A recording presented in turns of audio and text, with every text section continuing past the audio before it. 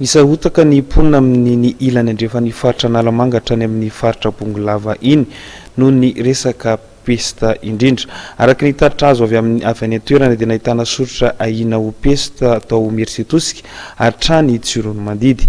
Nitondra fanazavana momba izany tompona andraikitry ny ministeran'ny fahasalamana raha nanontaniany mpanao gazety tetsy amin'ny Carlton Anosy tao anatin'ny fivoriana iray izay andinihana indrindra ny fanatsarana ny paikady amingorana ny aretina pesta.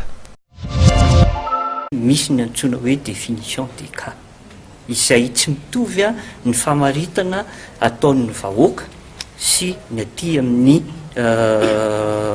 ara-teknika zany ka hatreto ny ministeran'ny fahasalamana dia tsy mbola nahazo tatitra na tranga na vinavinana peste avy any amin'ny tompo-pahasalamana tamin'ireny faritra ireny. Mety misy trangan-javatra any fa tsy voapirofo ary tsy voamariny ny tompo-pahasalamana misy anay fa peste izy izay angamba mitsy.